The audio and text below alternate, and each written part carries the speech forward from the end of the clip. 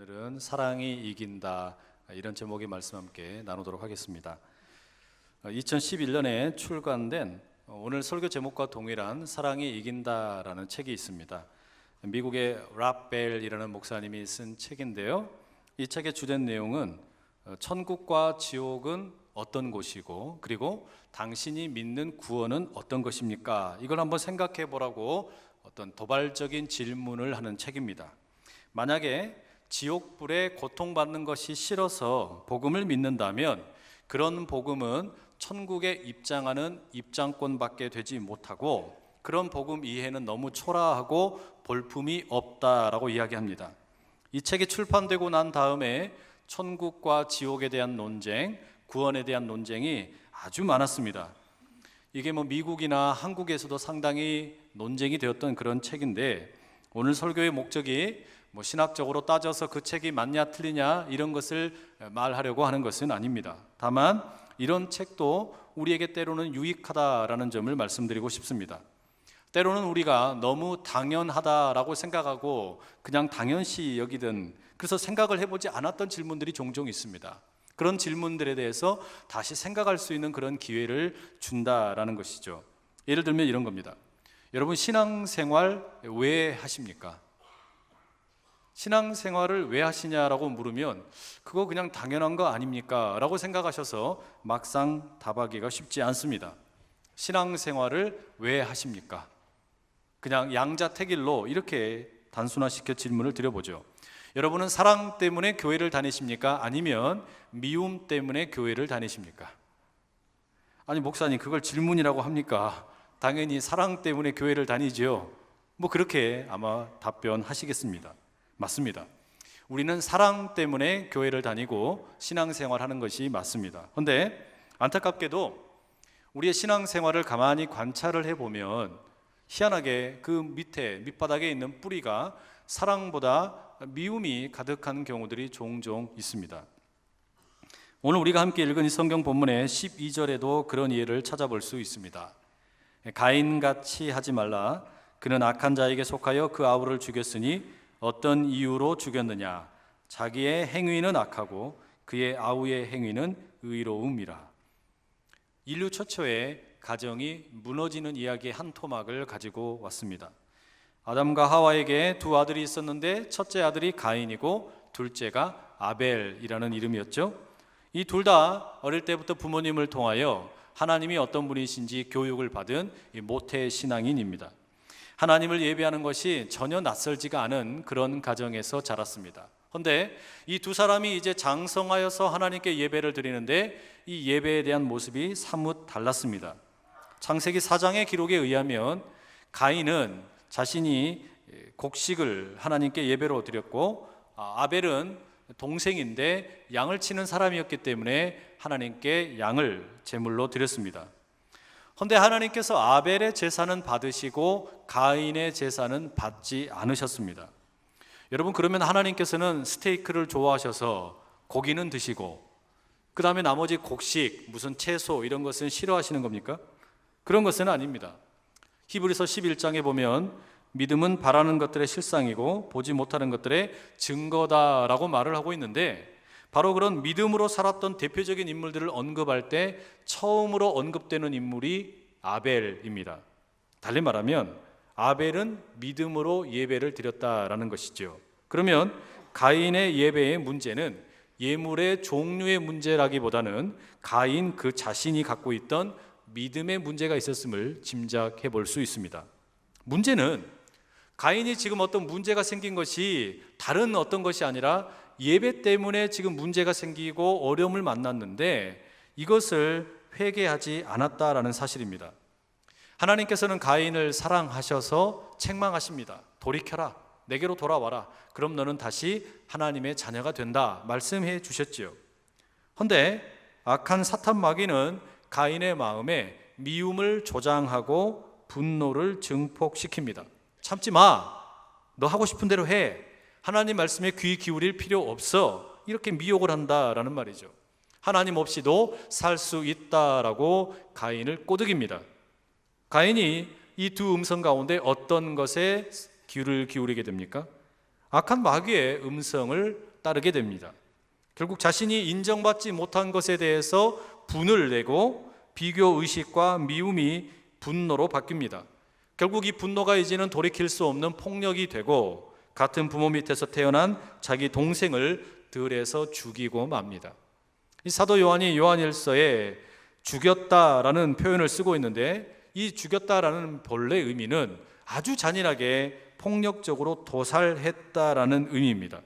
그야말로 성경에 기록된 첫 번째 가정이 피로 얼룩지고 말았습니다.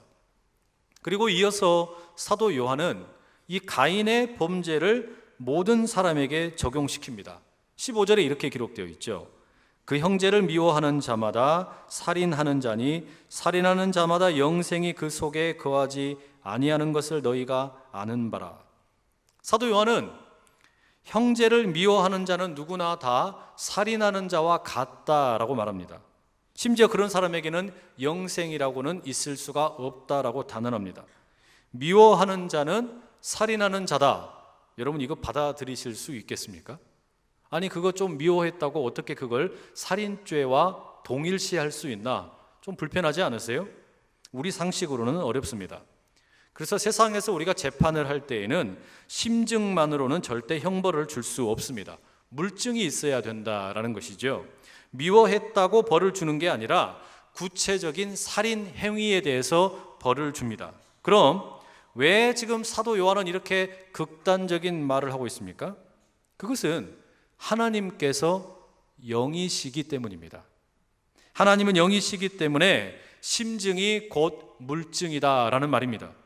우리 사람은 겉으로 드러난 행위를 따라서 판단을 하지만 하나님께서는 영이시기 때문에 사람의 속 마음을 들여다보시고 판단하신다라는 것이죠.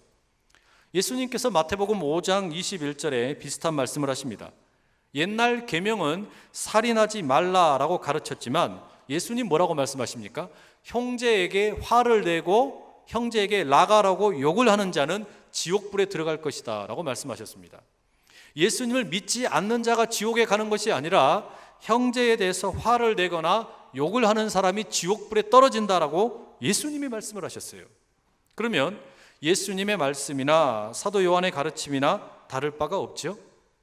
여러분, 미워하는 것은 곧 살인하는 것이다. 우리가 이 말씀을 어떻게 이해하면 좋겠습니까? 이걸 우리가 가정을 떠올려 보면 이해가 됩니다. 어떤 가정이 행복한 가정이냐? 모두가 다 잘 알죠? 서로 사랑하고 우애 있는 가정이 행복한 가정입니다. 그런데 그 가정에 구성하는 형제들끼리 서로 치고받고 싸우고 미워하고 분노하면 어떻습니까? 이게 가정은 가정인데 살아있기는 살아있는데 영적으로 보자면 이미 죽은 가정입니다. 콩가루 집안이죠. 생명력이라고 찾아볼 수가 없어요. 서로 미워하면서 호흡을 하고 살고 있지만 사실은 이미 망한 집안이고 지옥이 따로 없다라는 말이죠. 여러분, 이게 지금 미워하는 것이 곧 살인이다라는 말의 의미입니다. 문제는 우리는 미워하면 그렇게 살면 곤란하다라는 사실을 알면서도 자꾸 마귀의 미혹에 넘어져서 살아갈 때가 많습니다. 이게 단순한 문제가 아닌 것이 우리 개인의 문제만이 아니라 가정의 문제이고 나아가서는 이 교회가 매력을 상실하게 되는 이유가 여기에 있기 때문입니다. 예를 들면 이런 겁니다. 신문에 우리가 가만히 읽어가다 보면 기사 가운데 심심치 않게 유명한 연예인들의 스캔들 기사가 나오곤 합니다. 그러면 이 당사자가 되는 연예인은 문제를 해결하기 위해서 상대방과 고소를 하고 고발을 하고 법정 다툼을 합니다. 그럴 경우에 대중들은 어떻습니까? 자연스럽게 그 연예인에 대해서 색안경을 끼게 되고 그 이미지가 이제 굳어져 버립니다. 연예인이 가지고 있던 매력이라는 것이 다 상실되어 버린다라는 말이죠. 요즘 교회가 그렇습니다. 본래 초대교회 당시에 사도행전 17장의 기록을 살펴보면 바울과 그의 일행을 향하여 세상이 별명을 지어줍니다. 세상을 소란하게 하는 사람들이라는 겁니다. 그게 초대교회의 별명이었습니다. 예수 그리스도의 복음을 전하였더니 그 복음을 들은 사람들이 이 세상이 감동하여서 소란스러워졌다라는 겁니다. 그래서 교회를 가리켜 세상을 소란스럽게 하는 사람들이라는 너무너무 아름다운 별명을 지어주었습니다. 근데 요즘은 다른 이유 때문에 교회가 시끄럽게 되고 소란스러운 사람들이 되어버린 것 같습니다. 복음을 전하는 모습이 아니라 서로가 서로를 미워하는 모습으로 유명세 아닌 유명세를 누리고 있는 거 아닌가라는 생각이 드는 겁니다. 특별히 이 교회가 세상을 향해서 외치는 구호를 한번 가만히 보십시오.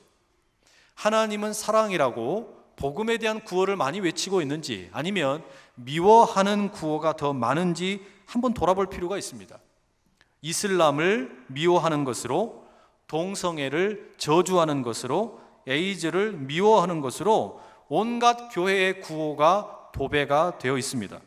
이게 맞고 틀리고의 문제를 떠나서 교회라고 했을 때 세상은 이제 인상을 갖기를, 저기는 미워하는 곳, 저기는 미워하고 싸우는 곳, 이런 인상이 깊게 박혀버리게 되었다라는 겁니다. 게다가 교회 안에서 성도들 사이에서도 서로 다툼으로 미움의 구호가 법정 가운데 가득하게 되고, 이렇게 되다 보니까 이전에는 교회가 복음 때문에 세상을 소란스럽게 만드는 곳이었는데 지금은 미움 때문에 세상을 소란스럽게 시끄럽게 만드는 그런 곳이 되어버린 것처럼 보인다는 말이에요. 여러분, 어쩌다가 우리 가정과 교회가 이렇게 되었습니까? 어쩌다가 가정과 교회가 미움과 다툼의 대명사가 되어버렸습니까? 이런 가정이나 교회가 여러분 매력이 있겠어요? 매력이 있을 리가 없죠. 미워하는 것으로는 절대로 사람들을 감동시킬 수 없습니다.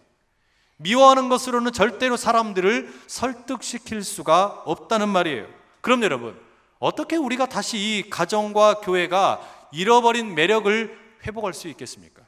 어떻게 우리의 가정이나 교회가 본래 가지고 있던 그 아름다운 매력, 이걸 회복할 수 있겠냐라는 물음이에요. 방법은 하나밖에 없습니다. 사랑입니다. 사랑밖에는 없다는 것이죠. 14절 말씀 이렇게 이야기하지요. 우리는 형제를 사랑함으로 사망에서 옮겨 생명으로 들어간 줄을 알거니와 사랑하지 아니하는 자는 사망에 머물러 있느니라. 여러분, 이 구절이 지금 뭐라고 말하고 있어요? 형제를 사랑함으로 우리가 사망에 거주하고 있다가 생명으로 주소를 이전하게 된다라고 말합니다. 옮긴다라는 이 말의 뜻이 주소를 이전한다라는 뜻입니다. 전에는 우리가 사망이라는 동네에 살았을지 모르지만 형제를 사랑함으로 인해서 이제는 우리가 거주하는 동네가 생명이라는 동네로 바뀌게 되었다라는 말이죠. 제가 캐나다에서 유학 생활을 마치고 한국 땅에 들어와 가지고 제일 먼저 한 일이 무엇이었냐면은 이 주소 이전하는 일이었습니다. 자, 그러면 그때부터는 이제 저는 더 이상 캐나다의 법이나 교통법규를 따를 필요가 없습니다. 캐나다의 법이 저를 주관할 수가 없다라는 말이죠. 이제는 한국 땅에 제가 주민 등록 신고를 했기 때문에 한국의 법과 법규를 따르게 되고 그것이 저를 지배하기 마련입니다. 마찬가지입니다. 여러분, 우리가 형제를 사랑하게 되면 어떤 일이 생기는 거냐? 전에는 사망에 거했을지 모르지만 우리의 주소가, 영적인 신분이 생명으로 옮겨지게 됩니다. 과거에 살던 사망이라는 나라에서 생명이라는 나라로 이민을 가게 되었다라는 겁니다. 자, 그럼 여러분, 우리가 이제 이민을 떠나서 생명의 나라로 이민을 왔으면 어떤 법의 적용을 받아야 될까요? 과거에 살던 사망이라는 나라의 법을 따라야 됩니까? 그렇지 않습니다.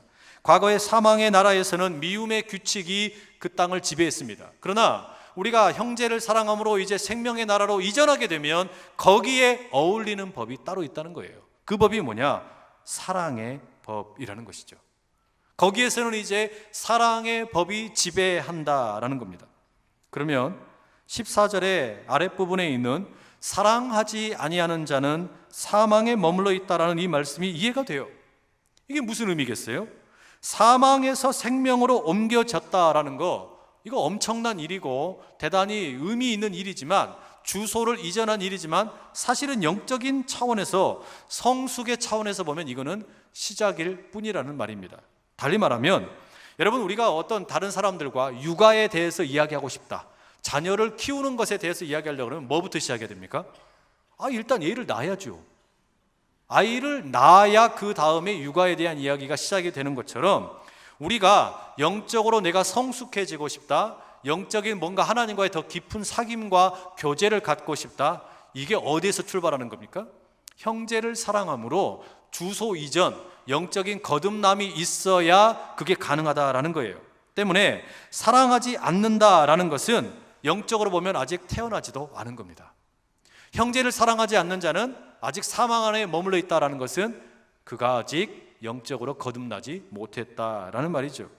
자, 그러면 형제를 사랑함으로 이제 주소를 이전한 사람들, 사망에서 살다가 생명으로 주소를 이전한 사람들, 그들을 향하여 사도 요한이 뭐라고 말합니까? 16절에 이렇게 말을 해요. 그가 우리를 위하여 목숨을 버리셨으니 우리가 이로써 사랑을 알고 우리도 형제를 위하여 목숨을 버리는 것이 마땅하니라. 사망에서 생명으로 주소를 이전을 해서 이제는 미움의 법이 아니라 사랑의 법을 따라서 살아가게 되는데, 그리고 이 사랑의 법을 따르는 것이 점점 더 깊어지고 성숙해지고 그것이 무르익어지면 어떤 일이 생기느냐? 예수님이 그러셨던 것처럼 우리도 형제를 위해서 생명을 내어줄 수 있다는 겁니다. 결국 이게 여러분 사도 요한이 이야기하는 영적인 성숙의 극치라고 할 수 있습니다. 우리가 영적으로 깊이 성숙해지면 그 결과가 뭐냐? 형제를 위해서 자기 생명을 내어놓는 겁니다. 이게 어떻게 가능하냐? 처음부터 우리가 이렇게 시작하면 된다는 거예요. 18절, 자녀들아 우리가 말과 혀로만 사랑하지 말고 행함과 진실함으로 하자. 말과 혀로만 사랑할 것이 아니라 손과 발로 사랑하다 보면 그런 일이 실제로 일어날 수 있다라는 겁니다. 여러분, 이런 일이 진짜로 가능할까요? 형제를 위해서 자기 생명을 내어주는 일, 여러분 가능할까요? 이럴 때는요, 믿어지지 않아도 아멘 하시는 겁니다. 형제를 위하여 자기 생명을 내어주는 일 가능한 줄로 믿습니다. 실제로 가능해요. 최근에 제가 미쯔오 후치다라는 일본 사람의 이야기를 읽은 적이 있습니다. 이 사람은 본래 제2차 세계대전 당시에 일본의 공군 비행 장교였습니다. 전쟁에 이 전투기를 몰고 나가서 수많은 공을 세운 사람입니다. 그리고 그것이 업적이 인정을 받아가지고 이제 일본이 미군의 그 진주만을 습격할 때, 하와이의 진주만을 공습을 할 때 180세대의 비행기를 이끌고 1차 공습을 주도했던 인물입니다. 그러니까 아주 뛰어난 조종사죠. 이 공습 가운데 자신의 전투기가 21군데나 총상을 입었는데도 불구하고 추락하지 않고 버텨낸 아주 명파일럿입니다. 그런데 전쟁이 끝난 후에 이제 일본이 패망했지 않습니까? 이제 미군의 주도하에 전쟁 전범 재판이 이루어지게 됩니다. 거기에 이제 붙들려 가게 됩니다. 그러니 이 사람의 마음속에는 미군에 대한 어떤 증오심, 미움 이런 게 가득했습니다. 그런데 우연히 과거 자신의 전투기를 정비하던 카즈오 카네가사키라는 사람을 만나게 됩니다. 그리고 이 카즈오 카네가사키가 자신이 포로 수용소에서 만났던 페기 코벨이라는 미국 여성의 이야기를 들려주게 됩니다. 본래 이 페기 코벨이라는 이 여성의 부모님은 일본 땅에 선교사로 활동을 했던 분이었습니다. 근데 불행하게도 1943년 12월에 일본군에 의해서 붙잡히게 되고 목이 잘려 죽었습니다. 그런데 이분들이 그 사형 집행이 있기 30분 전에 군인들에게 마지막 부탁을 합니다.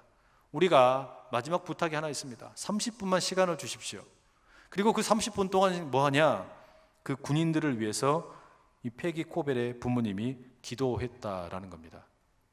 그 이야기를 듣고 페기 코벨, 이 딸도 부모님처럼 일본 땅에 들어갑니다. 그리고 이미 전쟁이 끝난 뒤에 이제 일본 군인들이 미군의 포로 수용소에서 힘들어하고 있다는 이야기를 듣고 그들을 돕는 일에 앞장서다가 서로 만나게 되었다라는 거예요. 이 미쯔오 후치다라는 이 조종사가 도저히 이해할 수가 없었어요.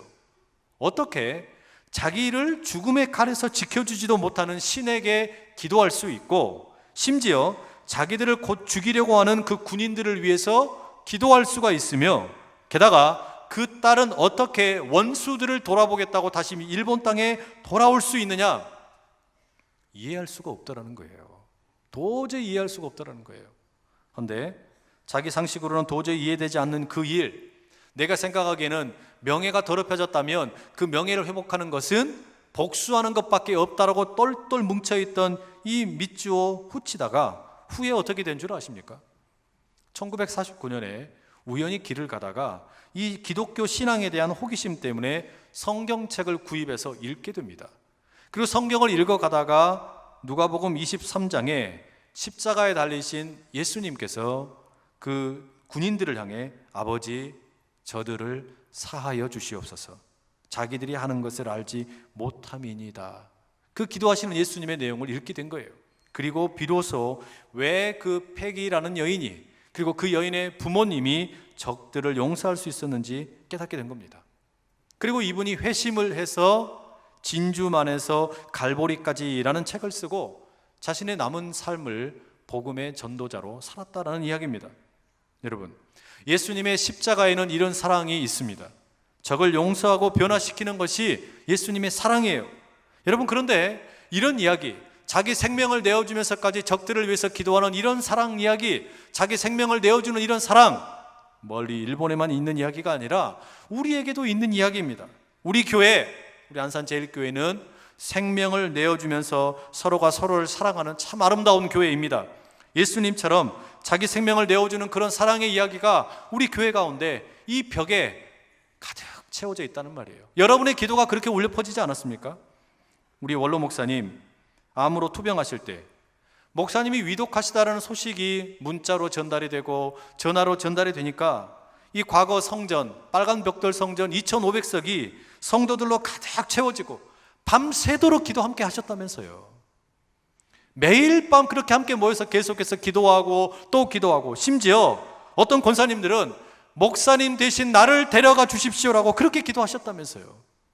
저는 그때 없었습니다. 저는 그 이야기를 그냥 듣기만 했어요. 그런데 여러분, 듣기만 해도 얼마나 감동이 되었는지 몰라요. 어떻게 이런 성도분들이 계실 수가 있지? 어떻게 이렇게 자기 목숨을 내어놓으면서까지 사랑을 서로 나눌 수가 있지? 여러분, 그 기도가 우리 성전의 벽에 가득 채워져 있습니다. 이 성전이 그냥 성전이 아니라는 말이죠. 듣기만 해도 놀라운 이 이야기 아닙니까? 여러분, 우리가 요한 1사가 들려주는 형제를 위해서 목숨을 내어놓는 그 사랑, 우리는 그 사랑을 경험한 교회입니다. 여러분, 이 교회의 매력이 어디에 있냐고요? 우리의 가정, 그리스도인 가정의 매력이 어디에 있습니까?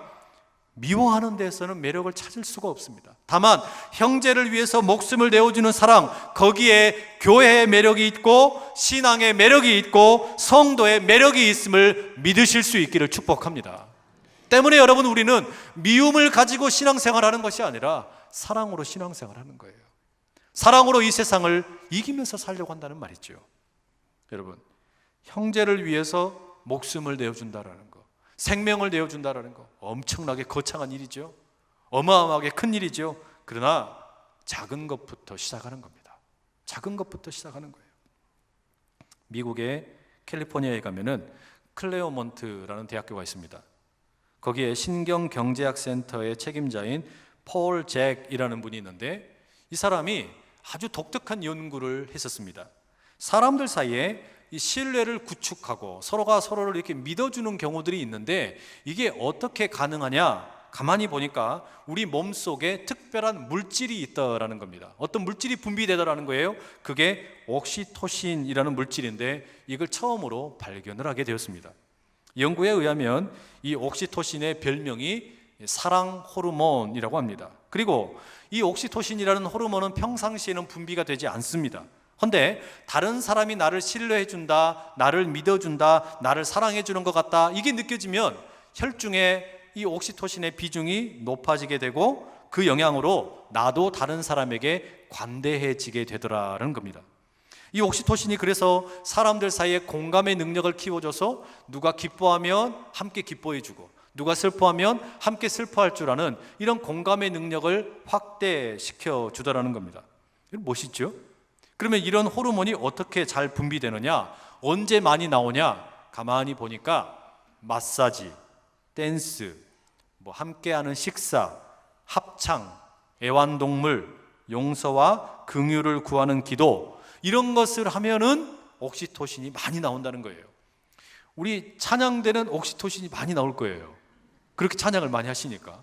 그런데 이분들이 밝혀낸 그 재미있는 결과가 뭐냐면 이 옥시토신이라는 이 호르몬이 가장 쉽게 분비되도록 돕는 방법이 있답니다. 그게 뭐냐면 하루에 8번씩 포옹을 하면은 옥시토신 분비가 잘 된다는 겁니다. 제가 이거 내용을 읽고 무릎을 탁 쳤습니다. 옳거니 이거다. 사망에서 생명으로 주소를 이전을 했고 예수님처럼 형제를 위해서 생명을 내어주는 일, 이런 일이 어떻게 시작이 될 수 있냐? 제일 작은 것부터 하면 돼요.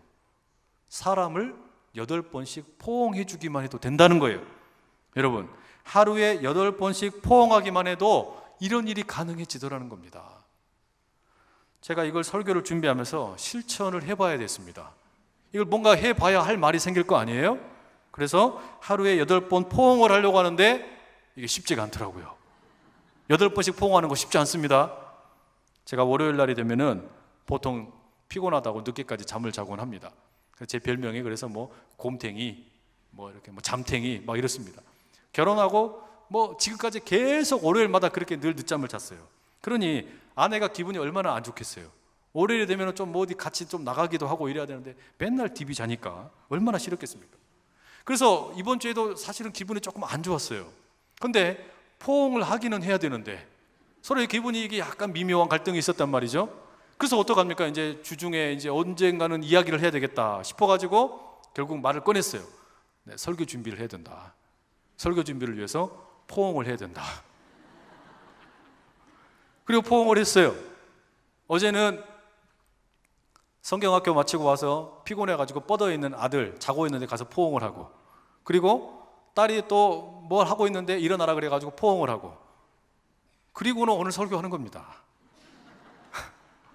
여러분, 이렇게 제가 포옹을 하면서 뭘 느낀 줄 아세요? 포옹을 하니까 상대방의 온기가 느껴지더라고요. 상대방의 온기가 느껴지는데 그게 그냥 열이 느껴지는 게 아니라 사랑이 느껴지는 거 아닙니까? 여러분, 이 작은 상대방의 포옹을 느끼는 그 시간에 우리 주님께서 우리 서로 가운데 임하셔서 우리에게 힘을 주시고 능력을 주시고 사랑할 수 있는 용기를 주심을 믿으실 수 있기를 축복합니다. 바로 거기에서 여러분, 사랑이 우리에게 힘이 되고 능력이 되는 거예요. 그 사랑으로 세상을 이기는 우리 모두가 될 수 있기를 간절히 축복합니다. 뭔가 거창한 일로부터 시작하는 게 아니라 형제를 위해서 내 목숨을 내어놓는 거 어마어마하게 큰 일인 것처럼 보이지만 작은 것부터 시작하는 겁니다. 작은 것부터. 하루에 8번씩 포옹하는 거 아무것도 아닌 것 같지만 그 실천 속에서 여러분, 우리가 서로 사랑하는 마음, 또 서로를 아끼는 마음, 그러다 보면은 교회가 새로워지고 가정이 새로워지고 우리의 일터가 새로워지고 그런 은혜가 가득 임하게 될 줄로 믿습니다. 우리 시간 함께 같이 한번 기도하기 원하는데요. 하나님, 제가 예수 믿고 살아간다고 교회 다닌다고 하면서도 어쩌다 보니까 미워하는 것으로 내가 살지는 않았습니까? 주님, 사랑하는 마음으로 살아가는 저의 신앙생활 되게 하여 주시고 사랑으로 이기게 하여 주시옵소서. 누군가를 뜨겁게 껴안고 그 가운데 하나님의 사랑이 우리 가운데 전달이 되고 주님 주신 그 사랑이 상대방을 더 뜨겁게 사랑할 수 있는 능력이 되어서 사랑이 이기는 것을 경험하는 우리가 다 되게 하여 주시옵소서. 우리 그런 마음의 소원을 가지고 주여 힘있게 3번 외치고 같이 기도하며 나갑니다. 주여, 주여, 주여. 사랑하는 아버지 하나님, 우리가 더 이상 미움으로 살아가는 인생이 아니라 사랑으로 살아가는 인생들 다 되게 하여 주시옵소서. 아버지 주님, 주님께서 우리를 향하여 먼저 보여주신 그 사랑의 길 따라감으로 인하여 주님, 우리에게 아버지 하나님 잠들어 있던 사랑의 그 놀라운 능력이 다시 한번 살아나게 하시고 아버지는 그리하여 서로가 서로를 포옹하고 안아주는 가운데 형제를 위하여 목숨을 내어주기까지 우리 자신을 아버지 함께 온전히 내어드리는 그런 귀한 사랑이 이루어지게 하여 주시옵소서. 그리하여 우리의 가정이, 우리의 교회가 아름답고 매력 넘치는 복된 가정들, 교회들 다 되게 하여 주시옵소서. 사랑하는 주님, 악한 마귀는 우리에게 미워하면서 살아가라고 그런 음성을 들려주며 우리를 대적합니다. 그러나 주님, 그 미워하라는 음성을 대적하고 형제를 사랑하라고 말씀하시는 우리 주의 음성에 귀 기울이게 하여 주시옵소서.